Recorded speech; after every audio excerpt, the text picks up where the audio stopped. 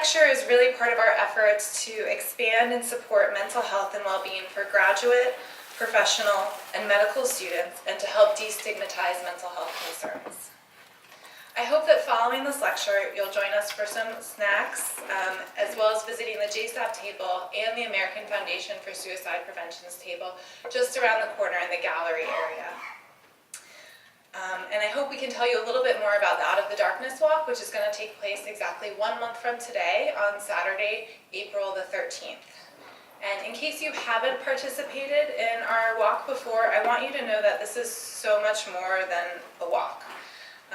We have a group of committed student volunteers, some of whom are here today. If you're here, just raise your hand. So our wonderful group of student volunteers have done so much to help us plan the event. We've got a memorial where students can honor loved ones that they've lost to suicide. We have a ceremony where students can share their experiences through spoken word, music, poetry, and art, and an opportunity to connect with other students who care passionately about mental health. So we hope if you're interested in being involved in the event or sharing your personal story, you'll stop by the JSAP table and talk to one of our student or staff volunteers. So I am really, really thrilled. I can't say enough wonderful things about Dr. Wendy Ingram, who's been such an amazing partner to JSAP and such a committed individual to helping decrease stigma around mental health. And I'm very excited and hope you will join me in welcoming Dr. Ingram to share her lecture, A Scientist's Primer on Depression. All right, so I am really, really happy to be here, and I hope that everyone will get something out of being here today as well. I'll start off by thanking wonderful people and organizations that have helped bring this talk to you today first. So as was mentioned, JSAP and Department of Mental Health are co-sponsoring this special seminar, and it's in association with the AFSP. So I'm so happy that this is something that's happening a month before the Suicide Prevention Walk, the Out of the Darkness Walk, that'll be happening on April 13th, next month. And I hope you'll join us. So the content of this talk was greatly inspired by the fantastic Adolescent Depression Awareness Program that was designed here at Johns Hopkins. And a lot of the, I'm so personally thankful to Dr. Holly Wilcox and Paul Nestat for their expert opinions and lending me a lot of advice about what to include, not to include, references, clinical expertise. So I thank them. And then Calliope, Katie, Ben, and Angela are all phenomenal pre-doctoral students that are here that have also helped me shape and sculpt the content of the talk appropriate to them and this kind of an audience.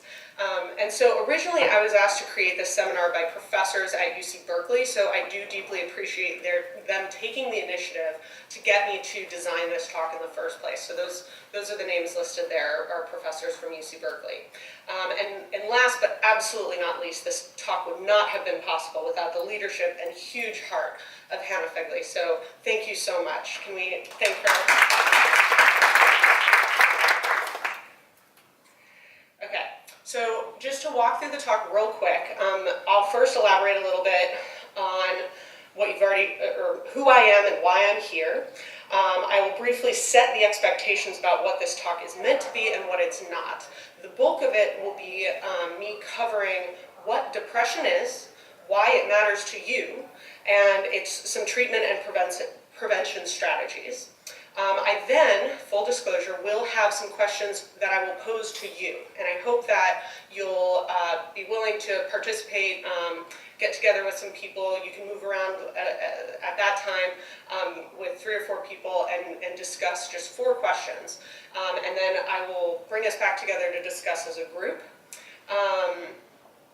and then ultimately I'll just finish up with some takeaway messages, and we can keep talking outside at the tables that are in the gallery. So I am currently a joint postdoctoral fellow at Johns Hopkins in the School of Public Health and Geisinger Health System, which is located in central Pennsylvania. I use medical informatics and human genetics to better understand depression and its treatments and its outcomes. I'm also a consultant for 3 companies that are interested in using informatics to address mental health, so that's my disclosure. Prior to my postdoctoral work, I earned my PhD in molecular and cell biology from UC Berkeley. While there, I was studying behavioral neuroimmunology, investigating the very, very fascinating parasite, which infects the brain of mice. It's called Toxoplasma gondii, and it disrupts the innate aversion to cat smells and cat urine. So I'm not going to be talking about that, but my ultimate goal is to understand the molecular underpinnings of mental illness, and I hope to combine my graduate and postgraduate training to do so in the future.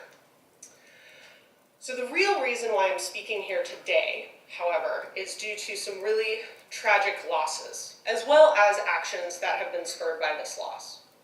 So when I was a graduate student, we lost a classmate, Paul Gertz, and we lost him to depression and suicide.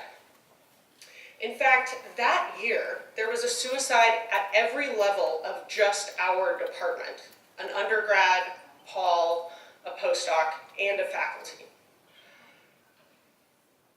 In the wake of Paul's death, a group of us students decided to get together and create something that we called the MCB Grad Network. We as students wanted to help other students in the department and provide advice and support so that perhaps they would be better prepared than we were for how to balance our work and our health. This group was extremely well received and continues to this day. But unfortunately, last year, tragedy struck again. We lost Chris Alvaro, another classmate, and one of the co-founders of the MCB Grad Network. We lost them to depression and suicide as well. Action is my coping mechanism, personally. So here at Johns Hopkins, in the School of Public Health, I've been working with graduate students to establish a school-wide mental health network that we call the Mental Health Grad Network. This is based on the concept of what Chris helped create at Berkeley. I've also been working with faculty and various organizations such as JSAP, both at Berkeley and at Johns Hopkins, to discuss what more we can do to cultivate mental health awareness, and in line with that, I was invited to give this special seminar. So what this talk is and what it isn't. It's going to just be a brief mental health introduction, emphasizing specifically depression, which I'll explain why in a minute. It is only the beginning of hopefully a long, ongoing conversation about mental health literacy, culture change, and response preparedness. It is absolutely not going to be a comprehensive knowledge and response training, and it is not everything you need to know in a nutshell. Also, I'm not going to be talking about my research, so if you want to talk to me about that, come find me another time. So why depression?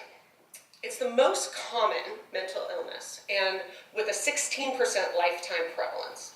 It's the leading cause of years lived with disability worldwide, and the vast majority of suicides have an underlying mood disorder, the most common of which is depression. And as it turns out, the most effective way to prevent suicide is to treat the underlying mood disorder, the most commonly of which is depression. However, if someone is acutely suicidal, the 2 most important things you can do are remove lethal means, such as guns or pills, and avoid substance use. Now, let's talk about what depression is. And it's not simply feeling sad or down. While grief and depression have some overlapping aspects, depression can manifest with a wide variety of symptoms that may actually surprise you. Its best recognized symptoms relate to mood. And the most common mood experience that people have is a depressed mood. They may also have feelings of guilt, hopelessness, worthlessness. And additionally, people may experience something called anhedonia, which is decreased interest or pleasure in activities you used to enjoy. People with depression, however, can also experience different forms of mood. So agitated or irritable mood is also possible, and this is especially true with bipolar depression. And what can be really scary for people who are experiencing depression can actually be the lack of any emotion at all, a feeling of a void. There are also physical symptoms affiliated with depression. A particularly noticeable thing for some people can be actually a change in weight. So I remember during qualifying exams, we had at least half of my class gaining weight and half of my class losing weight. You can have a change in the amount and quality of sleep. You can have anxiety-affiliated physical symptoms, such as your heart racing, headaches, hyperventilation. You can also experience gastrointestinal problems. These are relatively common. And so you can have a change in appetite, which can affect the weight loss or gain, and also just abdominal pain. There's also somatic heaviness, pain that can be in any part of your body, loss of energy, and you can become easily fatigued. A particularly noticeable and dangerous symptom is an increased use of substances, such as alcohol, cannabis, or both. Depression can also change the thoughts you're having. And so for scientists and academics such as us, this can be particularly disturbing and distressing. So you can experience a slowness of thought or speech. You can develop paranoia or obsessive thoughts where you just can't let something go. Racing or worried thoughts, especially if you have comorbid anxiety symptoms with the depression. And the most alarming and a thought disorder that needs to be addressed and acknowledged right away is thoughts of harming or killing oneself. So what ultimately makes it a disease, though, is if they have had the symptoms consistently, maybe not constantly, but more days than not, for at least 2 weeks. And usually this is a lot longer than that and can last months. They must represent a significant change in the person's normal experience. And so someone who's just generally crotchety or irritable doesn't necessarily mean that they have depression. And the final piece is that social, occupational, educational, or other important functioning must be negatively impacted by these changes. So now let's talk about what physically underlies depression. Depression is a real biologically driven disease. It's not perfectly understood by any means, but there is a fair amount known about a variety of systems that play a role. What's most interesting to me personally is that depression may actually be a feature, not a bug, of our biology. There are circumstances where your own body induces depression-like symptoms intentionally. So I want you all to think back to the last time you were sick with the flu. You probably had low energy, didn't want to be around people, maybe had changes in your sleep or your appetite, maybe had achiness and pain all over, and couldn't concentrate or think quickly anymore. These are actually your immune system, not the virus, that's responsible for these signs and symptoms.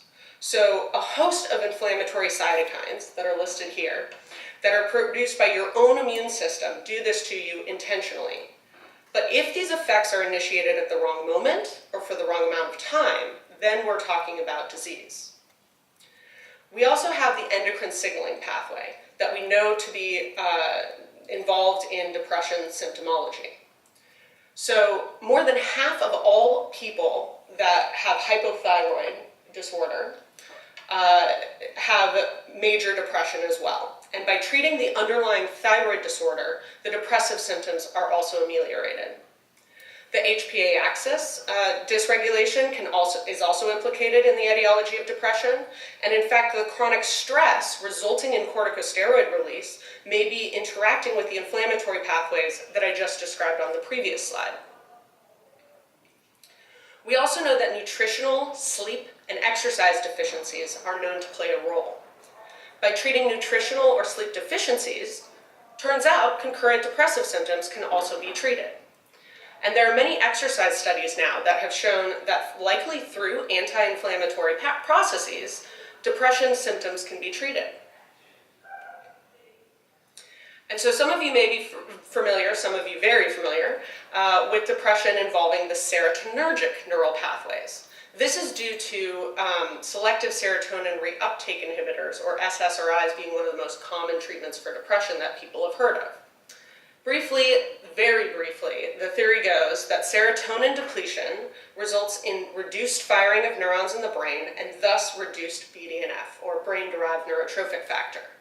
And we know from other studies that SSRIs and electroconvulsive therapy, which is another kind of treatment that I study, are known to increase BDNF and promote neuroplasticity.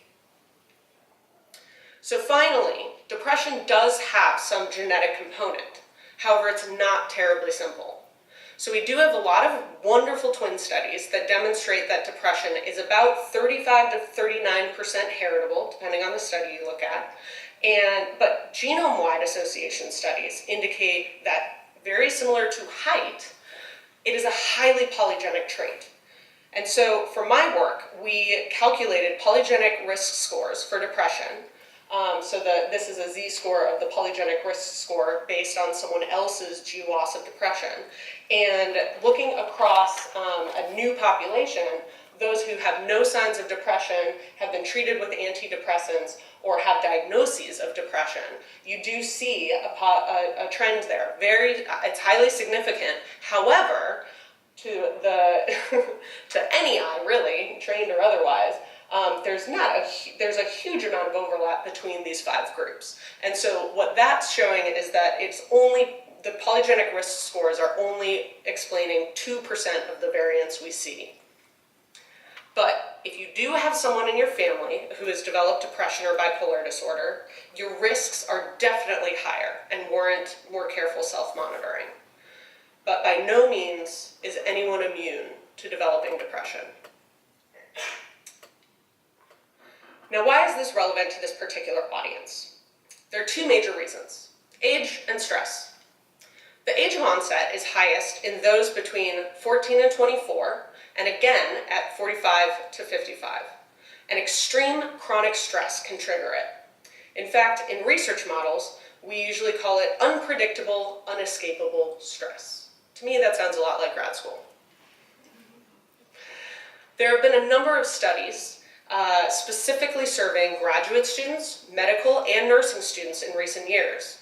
And all of these show that rates of depression and anxiety are much higher than in the general population. So in 2014, there was a study done by the Graduate Student Wellbeing group, and they reported that 43 to 46% of biological sciences graduate student respondents were depressed. At Berkeley, they looked at everybody across the whole campus, but because I was in the biological sciences, I decided to show my own home department, essentially. And this is consistent with our experience. In the Berkeley study, they didn't see a gender gap, despite the fact that in general populations, the rates of women to men developing depression are 2 to 1. In this study, LGBTQ and non-white students were worse off than their straight white counterparts. In 2017, Johns Hopkins Mental Health Task Force reported some statistics in their report from the American College Health Association, taken from 2017, and they saw that 44% of graduate students experienced hopelessness in the previous 12 months, 36% felt so depressed it was difficult to function, and an alarming 57% felt overwhelming anxiety. Even more recently, an international study looking at many different campuses, both in the US and in Europe, showed that 39% scored moderate to severe depression versus only 6.7% in the general population, and 41% scored moderate to severe anxiety versus an expected 6% in the general population. In this particular study, they found that men were better off than women, and they were slightly better off than those who identified as transgender. Some medical students and resident surveys have shown, back from 2008, the ACS showed that 40% met the diagnostic criteria for burnout, 30% screened positive for depression, and 6% reported suicidal ideation during just the previous year. More recent systematic reviews have come up with a few different averages from the studies that they included. And in 2016, the average was 27.2% were currently experiencing depressive symptoms, and 11% reported suicidal ideation. In 2017, a survey or a review showed 50% are depressed, and in 2019, another study showed 44, or estimated 44% of medical students and residents showed signs of burnout. And in most of these studies, there were no gender differences either. And in nursing students, unfortunately, there aren't actually that many studies out there of US students. So there was a number of international studies from 2014 to 16 from Korea, Nepal, and Hong Kong that had reported ranges of 23 to 40% of their nursing students being depressed. And a global systematic review in 2018 estimated it to be about 34% prevalence of depression. And they found that there were higher prevalences in younger and in Asian students. Hold on just a second. And so it's not just being a stressed out student. There have been a number of studies that have shown that highly intelligent people seem to report higher rates of mood disorders and anxiety. And so here we have a survey of Mensa members. Mensa is an organization where you have to have an IQ of 130 or higher. And what we have here is that in yellow is the national average in the US. Orange, the second bar, is the reported diagnosed diseases with mood disorders, bipolar disorder, or anxiety disorders. And in red, we see that there's actually an additional burden of these disorders based on self-diagnosed, but these individuals say they have not sought treatment for it or diagnosis. So I want to take just a moment to discuss the differences that we see in rates of depression among various demographics. And so while everyone in graduate or medical school or nursing school is experiencing an inherent stress involved in this particular kind of training, there are certain groups that are prone to experience additional stresses. Women, for example, may experience sexism, sexual harassment, and violence at higher rates than men. And in fact, the Johns Hopkins 2018 Campus Climate Sexual Violence Survey just came out with their results. So I highly recommend taking a look at that to understand what they found. Those who are people of color may experience racism and discrimination, and those who are LGBTQ+ are likely to experience marginalization and harassment at rates that others don't. And in fact, the transgender individuals have some alarming statistics that you can find here on our own campus in that report.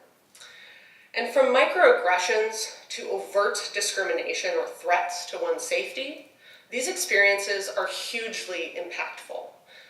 These different lived experiences are really important to be mindful of and result in additional burden that may not be obvious to those who do not experience this. Now for the good news. Depression is highly treatable. According to my colleague Paul Nestat, the 80% of major depressive episodes respond to standard treatment. What's key, though, is that awareness, early identification, and early treatment help so much more. A study back from 2003 actually identified that persons typically wait 6 to 8 years from the onset of symptoms of depression to seek treatment. But what we know is that the longer you wait, the more severe the depression can get, which results in other comorbid disorders, which can complicate recovery and delay treatment response. But we also know from studies that community support and encouragement is hugely impactful for seeking care, sustaining treatment engagement, and ultimately leading to recovery. And so I'm going to go over a few different things for prevention strategies and treatments before I offer you the questions to consider on your own for a few minutes. So some prevention strategies before major depression sets in. Personalized self-care that works for you is going to be helpful to prevent depression or prevent another episode. And so when the Mental Health Grad Network and the MCB Grad Network got together, these were some of the things that came up that really worked for us. So taking a mental health day, being able to build an exercise routine, just creating a habit out of it, getting out in nature, which was a little easier at UC Berkeley than it is here in the wintertime. Getting massage or acupuncture is helpful. For me personally, I built a meditation practice that has been incredibly powerful, and it takes some time to get there, but the fruit of the practice is amazing. Cleaning up your diet. I know we're all poor, so it's very difficult to afford the nice, good, clean foods that we would like, but ramen is not a complete diet. Depression also responds to light therapy, especially if it seems to be seasonal in nature. So getting a prescription for a light box might be something you could consider. And one of the things that we found at Berkeley amongst my cohort was that almost all of us who were discussing, like, okay, how did we get through it? How did we get better? How did we hold back the tide of the stress and the depression that we were personally experiencing? And one of the common themes was that we all had something that we did outside of grad school. And a lot of it involved picking up a new skill. And so I learned to play the mandolin. I had a number of friends who were very avid climbers, either indoor or outdoor rock climbers. I had a friend learn to weld. He made really cool statues. My friend Chris, who you saw at the beginning, unfortunately, we lost them, but they were an amazing drag artist who had a very scientific themed personality. It was amazing. So ultimately, if you're starting to struggle, a really important thing though is to not drink. Alcohol is a depressant, and it runs a serious risk of making things worse. Once you have reached the point of needing professional help, there is no perfect one-size-fits-all treatment plan, and the journey to finding what works best for you can take some time, but it is worth it. It is better to go in sooner rather than later, but if you are a graduate student or a medical student or a nursing student here, fortunately you have some wonderful resources. You can call JSAP or UHS, and JSAP provides short-term care and they can help refer you off campus. And if you want to schedule an appointment with a psychiatrist or psychologist for longer-term care, you can call UHS and set up an appointment. I believe representatives from both of those places will be here outside, so they'll be able to talk to you. Did you want to raise your hand to come talk to UHS representative here? So personally, I recommend, if you want to seek counseling and you have the ability to actually set up multiple intro sessions if you're going to do longer term care. And pick a therapist that works for you. Therapeutic alliance between you and your therapist is really important for getting the care you need. And if it's not working out with the one you start with, try another. Because it is worth going through it and finding someone who's going to help you find the tools you need in order to get through this. And then some medical options are, as I said, through UHS, you would want to talk to them about psychiatry, to consider SSRIs, lithium or Depakote if it's a bipolar type of depression, and for severe depression, electroconvulsive therapy has excellent response rates and can be extremely fast in seeing results. So with that, I'm going to pose to you these 4 questions.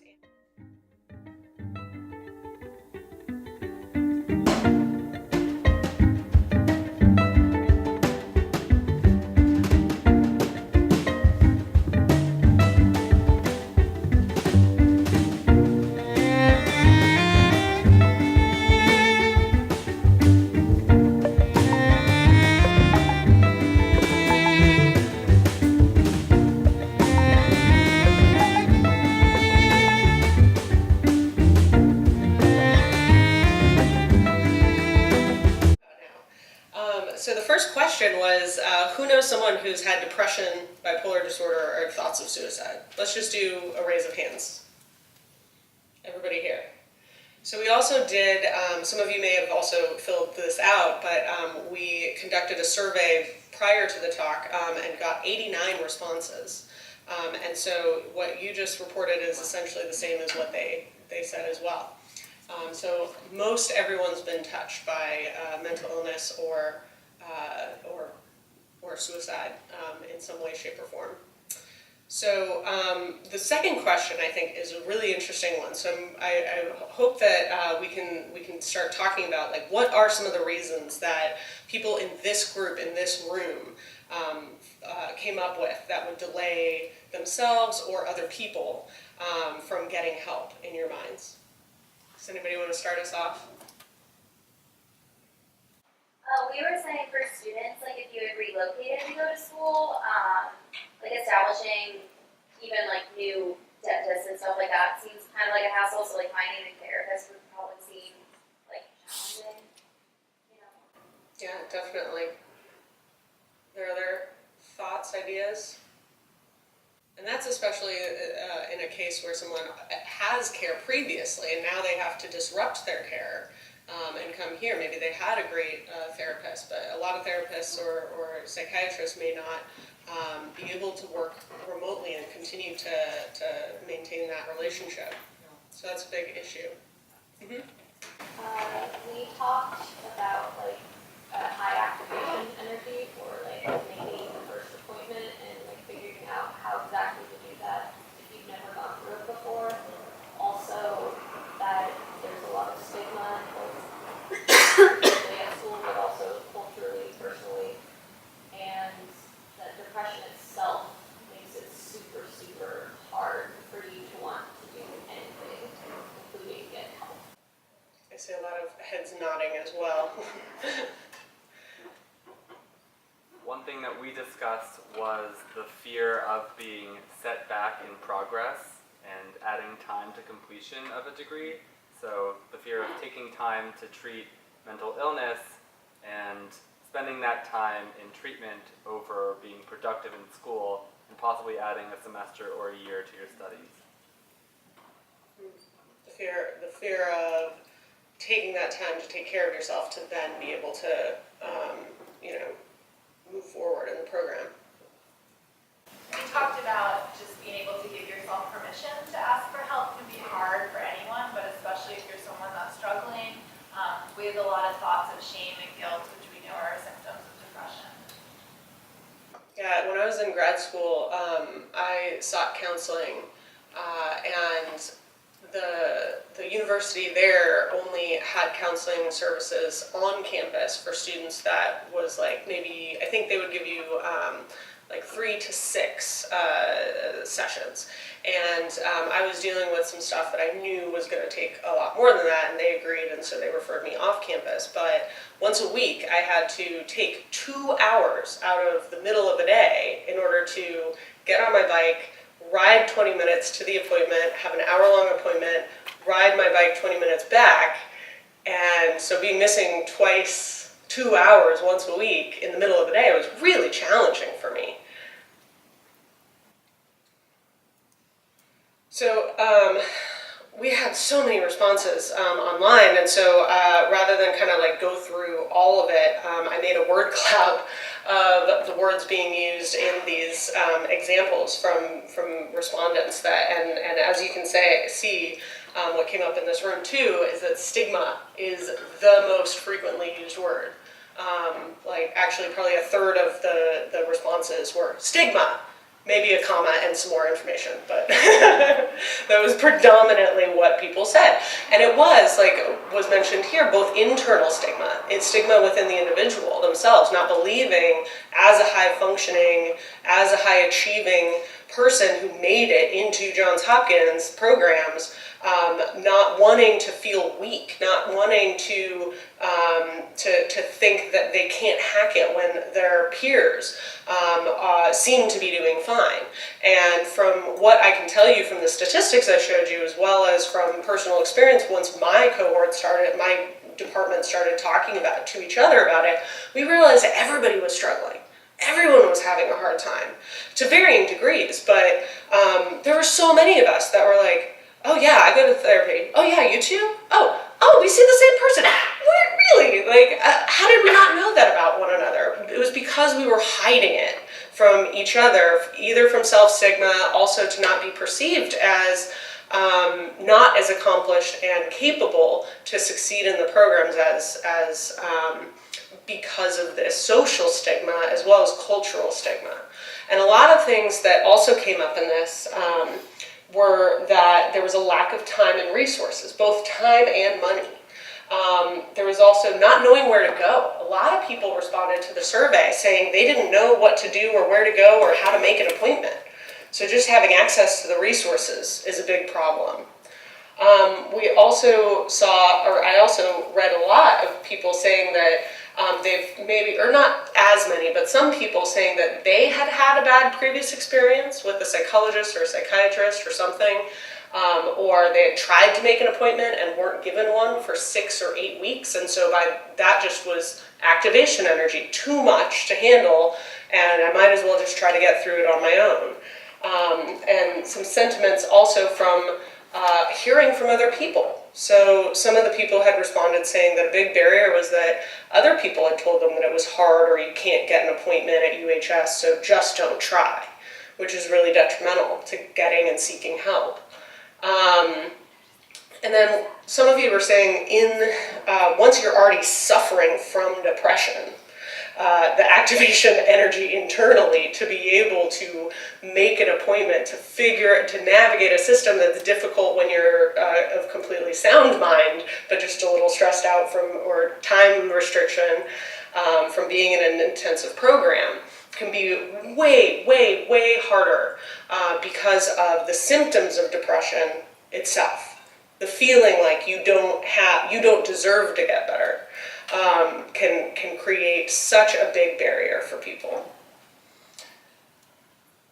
And one of the other things that really came up here was that fear of professional repercussions. There was a lot of people that answered this survey that were worried that if they sought treatment, that their professors, their classmates would find out, and that they would not get the same jobs and same opportunities and same security clearances and same clinical assignments as other students that didn't disclose or didn't seek treatment.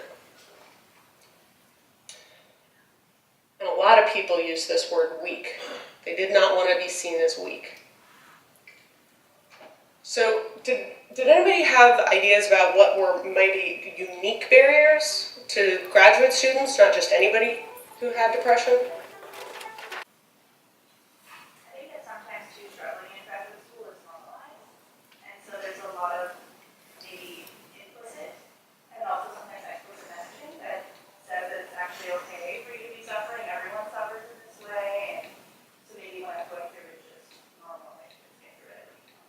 Yeah. I think students, especially those who moved here from far away, don't have access to their natural supports or are having to kind of build a new self-care routine, a new support system while managing the challenges of grad school and the time demands of grad school. Go ahead. I think also the student loan crisis that's eclipsing our entire country, and that students in this, let's say the past 10 to 15 years of education have had to have the bad fortune of living through, is a huge determinant that weighs on many, many, many students that are at this institution. Similar to this idea of overwork is glorified. I think grad school and school in general, there's this culture that we should be sleep deprived, we should be unhealthy, we almost wear these things as like a badges of pride. And so the idea of self-care is really opposite to that. I think in some cases it almost comes off as like, oh, you're soft, you just can't make it here because you are taking care of yourself. And if you're really cut out for this, you'd be okay with not sleeping, not eating well, medicating with alcohol, whatever the case may be. Yeah, and I think another piece that came out from the surveys we sent out was that a lot of students indicated that they didn't know who to turn to and they were not comfortable going to their PIs or their advisors or the people who were setting the tone, who are responsible for their education. They did not feel comfortable going to them for some of the reasons we talked about earlier from the other half of this question. So I'm curious what you all discussed about this next question. Do you think that these disorders impact a person's ability to be successful? What were the thoughts? I see nodding heads. I guess show of hands. Who says yes? It causes problems. So in the response here, basically when we asked like, what do you think these disorders can impact if they're untreated? And basically they said it affects everything. And so many things were talked about. It's not just feeling bad or feeling sad, but that it affects their focus. It affects their motivation. It affects all the challenges they see and being able to attack challenges. It affects their thoughts. It completely pulls away their ability to focus, their ability to concentrate. They said it affects their relationships, both on campus and off. So there were so many things. It was a deluge of it affects everything when it goes untreated. And then I really liked that one person in particular pointed this out, that even if you are able to do all the things that are expected of you, what is success? A person can work well, get good grades, but still feel miserable. And that feeling diminishes the success of the person's life and the human experience. And people can often work better when they feel more content. And I felt so sad reading this because it's absolutely fundamentally true. If you are a happy, if you're treating your mental illness and you feel better, you do better. And that should be an ideal situation. When you're healthy, you can do more things. You'll be happy about it. So those are all good things. So what were some of the things that we talked about with just the last minute? Maybe we can get some ideas from you in the room. What are some things that you can do if someone's struggling or worried? Nothing. That's not good. Okay. A psychiatrist who I knew here at the school, who I worked with a little bit, had a great opening line for people when she wanted just to check in with them. She would just say, I'm worried about you. And I leave it at that.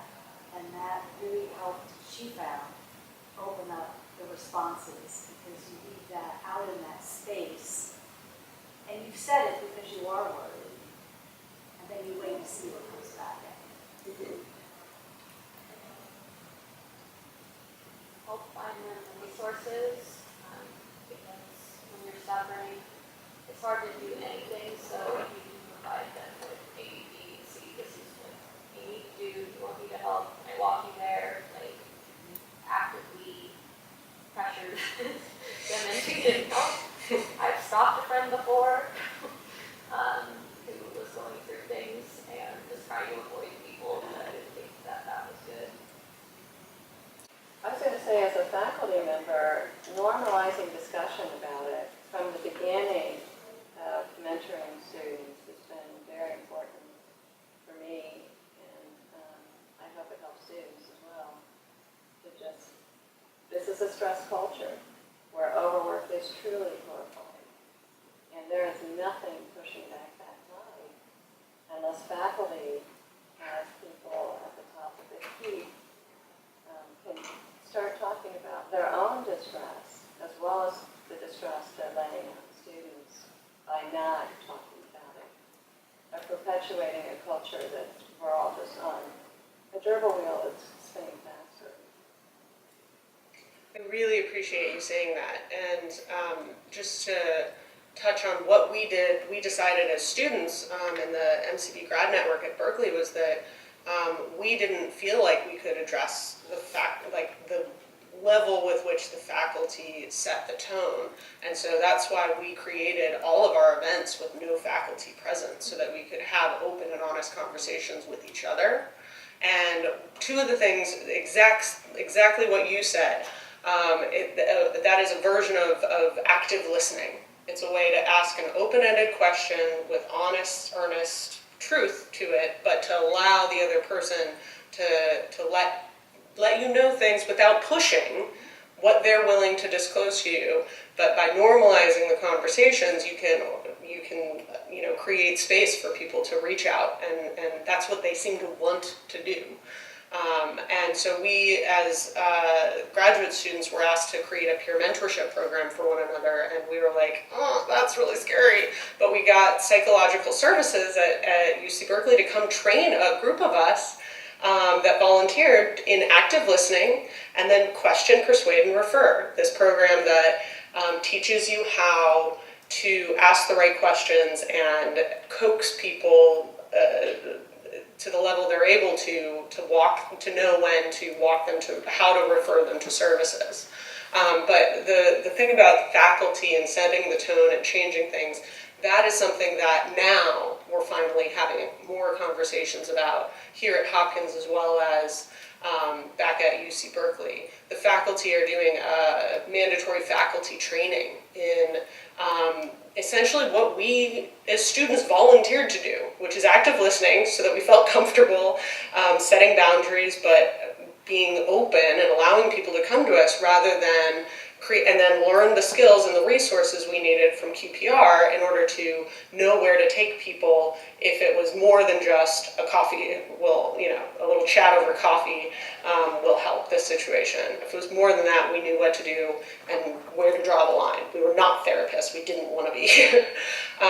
But faculty at Berkeley are now standing up and saying, or like sitting down in the seats and saying, we need to learn these things too, because it really is up to us, and we do want to help people and our students. They care deeply, they just didn't know what to do or what to say. And so we're all smart, we can figure that out with some training. So anyways, with that, I'll just say that the main take-home messages I hope you all leave with is that depression is a real biologically based disease that can affect anyone. Graduate students are at particularly high risk due to age and high stress circumstances, and depression is treatable and should be identified and addressed early. And I hope this conversation has helped bring increased community awareness and allow us to know that the support is essential to healthy, stressful, successful scientific and medical training and research. It's basically the same word.